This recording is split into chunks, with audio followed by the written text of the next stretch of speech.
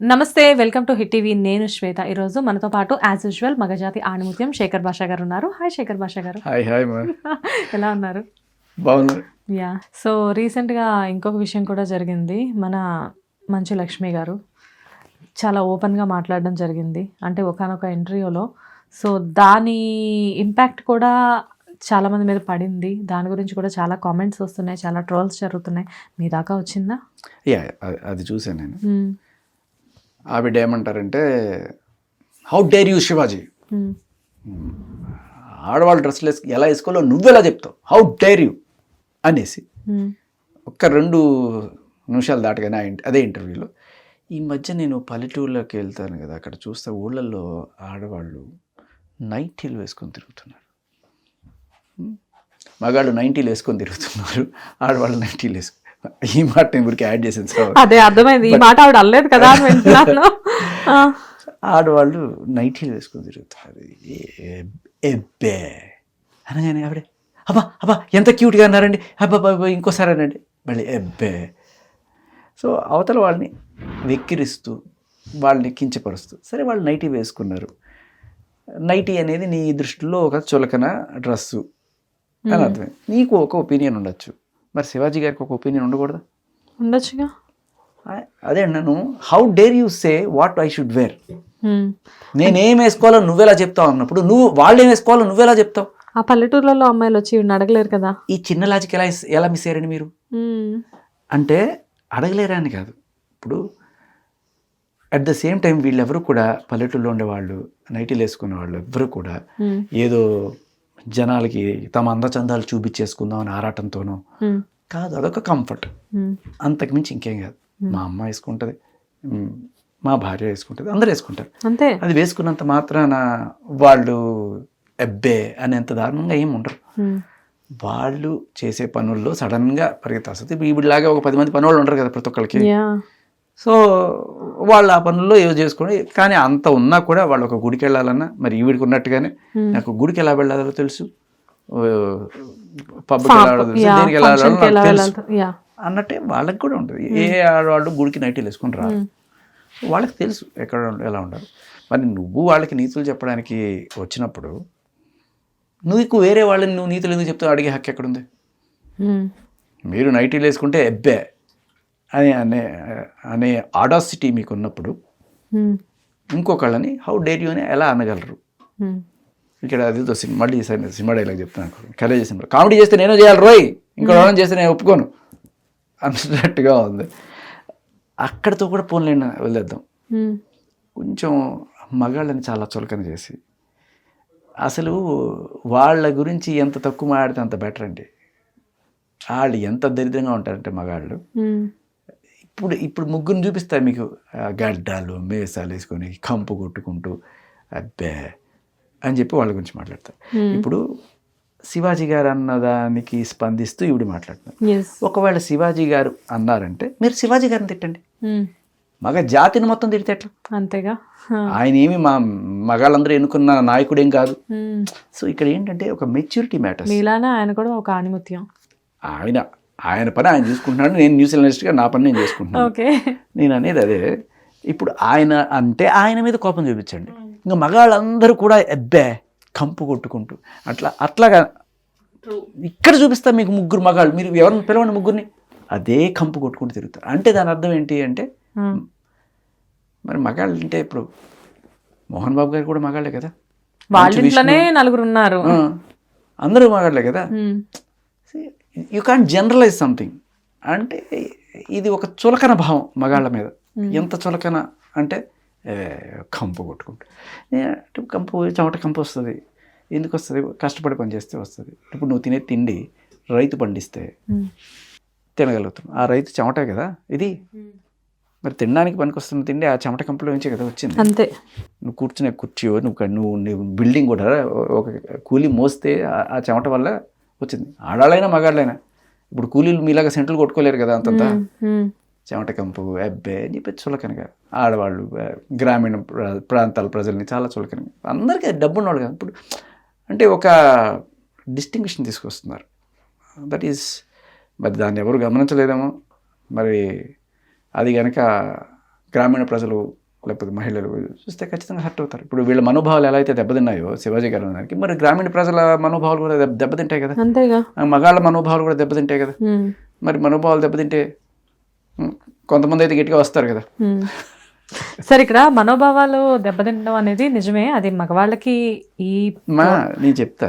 ఇప్పుడు నేనేమన్నా పోయి మనోభావాలు దెబ్బతిన్నాయని చెప్పి పోయి కూర్చొని కార్డులు పెట్టుకొని, లేకపోతే మా బతుకు పురుషుల కమిషన్ ఏం లేదుగా చెప్పుకోవడానికి కూడా, ఉన్నా కూడా ఎవడు పోతాడమ్మా. ఢిల్లీ వరకు వెళ్ళి పోరాడొచ్చారుగా, అది వేరు. అది మనోభావాలు దెబ్బతిన్న కేటగిరీ కాదు, అది లిటరల్లీ మగాళ్ళ కోసం ఒక కమిషన్ కావాలి. ఎందుకంటే అమ్మా అది చచ్చిపోతున్నారు మనుషులు, ఆత్మహత్యలు చేసుకుని. ఇప్పుడు ఒక అతుల్ సుభాష్ చచ్చిపోయాడు, మన రాజు చచ్చిపోయాడు. రాజు ఎందుకు చచ్చిపోయాడమ్మా, వాళ్ళు ఆవిడ ఆయన మీద కేసు పెడితే పోలీస్ స్టేషన్కి ఇచ్చుకెళ్ళి ఆవిడ కాళ్ళు పట్టించారు అందరి ముందు, అవమానం తట్టుకోలేక చచ్చిపోయాడు. ఆయన బాధ ఏంటో చెప్పుకోవడానికి ఒక వేదిక ఉందా, అదే అడుగుతున్నాను తప్ప ఇది మనోభావాలకు సంబంధించి ప్రాణాలకు సంబంధించి. ఇప్పుడు వీళ్ళు చేసిన పని ఏంటి, సరే నా మనోభావాలు దెబ్బతిన్నాయి అనుకుందాం, మా అయితే ఒక ఇంటర్వ్యూలో చూడండి మ్యామ్ మీరు కొంచెం చూసుకోండి, ఇటువంటివి మళ్ళీ కొంచెం కించపరిచినట్టుగా ఉన్నాయి, అట్లా చేయకండి, అయిపోయి. లేదు మీరు కోర్టుకి ఇడుస్తా, మహిళా కమిషన్ ఇడుస్తా, అది చేస్తా ఇది చేస్తా అంటే మనం అంత ఖాళీగా ఉన్నాం. పూరి జగన్నాథ్ గారు చెప్పినట్టు మనోభావాలు ఎవరికి దెబ్బతింటాయంటే బాగా ఖాళీగా ఉన్న వాళ్ళకి దెబ్బతింటాయి. మహా అయితే ఒక కామెంట్ సరిగ్గా చూసుకోరని చెప్పచ్చు, అంతతో అయిపోద్ది. బా అని ఏడ్చాల్సింది, మా ఏంటి మహిళా కమిషన్ అంట, మాలో కంప్లైంట్ అంట, ఉరేసేయండి, eliminate him sir, eliminate him. Nagarjuna garu eliminate చేసి పడేయండి. అలా ఇప్పుడు కొన్నిసార్లు ఆ ఇంటర్వ్యూస్లో మనకున్న భావాలు అంతలేనిగా బయటకు వచ్చేస్తూ ఉంటాయి. నిజంగా నచ్చకపోవచ్చు, మేబీ ఆవిడకి మగవాళ్ళు అంటే నిజంగా నచ్చకపోవచ్చు, ఫైన్ సార్. వాళ్ళు అలాగే మహిళలు డ్రెస్సింగ్ వీడికి నచ్చకపోవచ్చు, ఫైన్, అదే ఆవిడ ఒపీనియన్, ఓకే, అంతవరకు ఓకే. మరి అదే ఒపీనియన్ వాళ్ళకి వేరే వాళ్ళకి కూడా ఉంటుంది కదా, వేరే వాళ్ళు చెప్తే ఎందుకు రోడ్డుకి ఇడుస్తున్నారు అంటారు. సార్ ఇంట్లో మన అందరు అమ్మలు మొదటి నుంచి నైట్ అయ్యేసరికి వేసుకునేది నైటీసే, మనకు నైటీలు కొత్తగా ఏం చూడట్లేదు. యాజ్ ఏ విమెన్ నేను కూడా చెప్తున్నాను, ఆఫీస్లో ఉన్నప్పుడు ఇలా, ఇంటికి వెళ్ళిన తర్వాత బాత్ చేసి ఎక్కడ తీసి పడేసి నైటీలో వేసుకుంటే మాకు అదేంటో అదొక కంఫర్టబుల్, ప్లస్ ఇంట్లో పని చేసుకోవాలి కదా సార్, మాకేం 10 మంది సర్వెంట్స్ ఉంటారు కదా. అన్నిటికంటే ఇంపార్టెంట్ ఏంటమ్మా, మీరు ఎవరు ఏ బట్టలైనా వేసుకోండి, బ్యాడ్ ఇంటెన్షన్ ఉండద్దు. వాడిని ఊరించాలి, వీడిని ఊరించాలి, లేకపోతే దాని ద్వారా నాకు లైకులు వచ్చేయాలి, దాని ద్వారా నేను డబ్బులు సంపాదించి, ఇటువంటి ఇంటెన్షన్ ఏం లేదు కదా వీళ్ళకి. Just out of their comfort they are wearing, అస్సలు తప్పట్టలేము. దాన్ని కూడా మీరు వదిలేశారంటే ఇక్కడ వేరే ఇంటెన్షన్ ఉంది. హీరోయిన్లు ఏంటి, వాళ్ళు అందంగా కనబడాలి, గ్లామరస్గా కనబడాలి, ఫ్యాన్స్ ఎగబడాలి, చూడాలి, టికెట్లు కట్టవాలి, డబ్బులు రావాలి, ఇన్స్టాగ్రామ్లో లైకులు రావాలి, పైసలు రావాలి. ఇది వేరే కథ. This is not the both are not same. అది వీళ్ళని అస్సలు తప్పట్లేము, వాళ్ళ కంఫర్ట్ కోసం వాళ్ళు వేసుకుని అబ్సల్యూట్లీ రైట్. ఓకే, నిజంగా వాళ్ళననే రైట్ లేదు. వీళ్ళు పబ్లిక్ ప్లాట్ఫామ్లో ఉన్నప్పుడు వీళ్ళు రెస్పాన్సిబుల్గా బిహేవ్ చేయాలి. ఇప్పుడు ఏమవుతుందంటే రేపు ఆ అమ్మాయికి ఏదన్నా అయితే అని చెప్పి ఆ అమ్మాయి మీద తెగ కన్సర్న్ చూపిస్తున్నారు. నాకు ఆ అమ్మాయి మీద అస్సలు కన్సర్న్ లేదమ్మా. ఆ నిధి కానీ సమంత కానీ వాళ్ళు వేసుకొచ్చిన బట్టలకి వాళ్ళకి ఏదన్నా జరిగితే అది నా రెస్పాన్సిబిలిటీ అట్లా ఎట్లయినా సావని వాళ్ళు చేసుకున్నది వాళ్ళు చూసుకోవాలి. వాళ్ళకి నా సంబంధం అంతా. మీరు ఒక పబ్లిక్ ప్లేస్లోకి వచ్చినప్పుడు అక్కడ చిన్న పెద్ద ముసలి మతక అంతా ఉంటారు. ఒక 13 ఏళ్ల కుర్రాడు, ఒక 15 ఏళ్ల కుర్రాడు, వాడికి ఇంకా విచక్షణ సరిగ్గా ఉండని దీంట్లో వాడు మిమ్మల్ని చూసి లేనిపోని ఫీలింగ్స్ తెచ్చుకోవడం అనేది కరెక్ట్ కాదు. ఒక మేజర్ అన్నా అనుకోండి, దట్ ఈస్ డిఫరెంట్. బట్ ఒక మైనర్స్ మనసుల్లో తప్పుడు ఫీలింగ్స్ని జనరేట్ చేసేటు ఏదైనా సరే దాన్ని మనం ఆపాలి. లేదు వాడికి విచక్షణ, వాడికి నిగ్రహం ఉండాలి అంటే వాడికి నిగ్రహం ఉండాలి అని అనడం కూడా తప్పే. ఎందుకంటే he is a minor, you can't seduce a minor. So అది అబ్సల్యూట్లీ రాంగ్. ఇప్పుడు ఇటువంటి బట్టలు వేసుకున్నవి ఏ సర్టిఫికేట్ అని పెడతారు, కొంచెం నీట్గా ఉన్నవి యూ/ఏ పెడతారు, బాగా పద్ధతిగా ఉండేవి యూ అని పెడతారు. యూ అంటే ఏంటి, ఆ బాలగోపాలం చూడదగ్గ సినిమాలు. మరి అటువంటి ప్లేస్లో మాల్ అనే ప్లేస్లో ఓన్లీ పెద్దవాళ్ళే వస్తారా? పిల్లలకు కూడా పర్మిషన్ ఉంది కదా. మరి పిల్లలకి పర్మిషన్ ఉన్నప్పుడు ఇటువంటి బట్టలు వేసుకోవడానికి పర్మిషన్ ఎవరు ఇచ్చారు మీకు? తప్పు కదా. కానీ సార్ ఈ మధ్యకాలంలో బట్టల గురించి నిజంగానే ట్రోల్స్ అనేవి ఎందుకు ఇంత ఎక్కువగా అవుతున్నాయో తెలియట్లేదు. ఎందుకంటే అమ్మా చాలా క్లియర్ కట్, ప్రతి పేరెంట్ ఈజ్ వరీడ్. అబ్బాయి అయితే ఈ రకంగా ఏదైనా తప్పుడు ఇన్ఫ్లుయెన్స్కి లోన్ అవుతాడని, అమ్మాయి అయితే ఇదే కరెక్ట్, ఇటువంటి బట్టలు వేసుకుంటేనే మనకు క్రేజ్ ఉంటుందని వాళ్ళు లోన్ అవుతారని చెప్పి, ఇది తెలిసి తెలియని వయసులో ఉన్న పిల్లల్ని ఎక్కువగా ఇంపాక్ట్ చేస్తుందనే భయం సొసైటీలో అందరికీ ఉంది. అండ్ నేను అడిగేది కూడా అదే, ఇప్పుడు పబ్కి అందరు పెద్దవాళ్ళే వస్తారు, మీరు ఏ బట్టలైనా వేసుకెళ్ళండి, that is none of my business. But మీరు ఒక పబ్లిక్ ప్లేస్లోకి వచ్చినప్పుడు, ఒక సినిమా థియేటర్కి వచ్చినప్పుడు, ఒక గుడికి వచ్చినప్పుడు, లేకపోతే రోడ్డు మీద తిరిగేటప్పుడు, ఒక మాల్కి వచ్చినప్పుడు, దిస్ కంట్రీ నాకు ఫస్ట్ ప్రియారిటీ, నా నెక్స్ట్ జనరేషన్ పిల్లలే ఫస్ట్ ప్రియారిటీ మనకి. ఎస్పెషల్లీ భావి భారత పౌరులు ఎవరైతే వెళ్తున్నారో వాళ్ళకి మనం తప్పుడు ఎగ్జాంపుల్ సెట్ చేయొద్దు. వాళ్ళు మిమ్మల్ని చూసి టెంప్ట్ అవ్వడం కూడా తప్పు. చిన్నపిల్లలు వాళ్ళు అయ్యారంటే అది మీ తప్పే. లేదు నా స్వాతంత్రం అనడానికి లేదు ఇక్కడ. Is a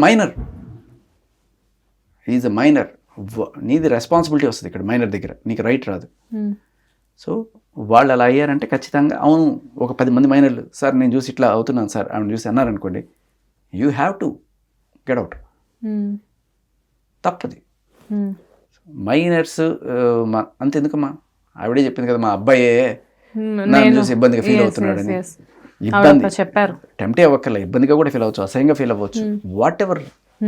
you cannot do this before minors. నాకు అదే పాయింట్. మీరు ఒక పని చేయండి, సొసైటీలో అసలు మైనర్స్ ఎక్కడ తిరగకూడదు, మైనర్స్ పర్టికులర్ ప్లేసెస్లో గుళ్ళల్లోనూ బళ్ళల్లోనూ మాత్రమే ఉండాలి అని చెప్పి రూల్ పెట్టుకొని వీళ్ళని బయటకు వదిలేద్దామా. లేదు, మైనర్స్ ఎక్కడైనా ఉండొచ్చు, మాల్స్కి వెళ్ళొచ్చు, ఎగ్జిబిషన్స్కి వెళ్ళొచ్చు, ఆడుకోవచ్చు, this is their playground, ప్రపంచం అనేది వాళ్ళ కోసమే, వాళ్ళ తర్వాతే మనం అనుకుంటే వాళ్ళకి తగ్గట్టుగా రూల్స్ బెండ్ చేయండి. హిట్ టీవీ యాప్, ఇందులో short news, live news, entertainment shows, movies, digital magazines తో పాటు మీ జిల్లా వార్తలను కూడా ఫ్రీగా చూడొచ్చు.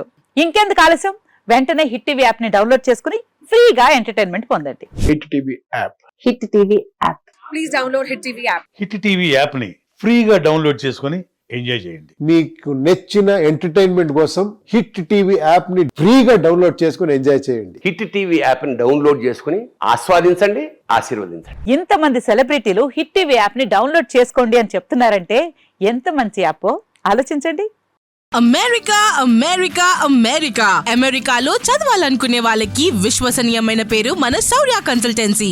UK లో 1 year masters, UK లో 1 year masters, 2 years work permit up to 5 years visa. Contact Saurya Consultancy. Contact 89851 89851.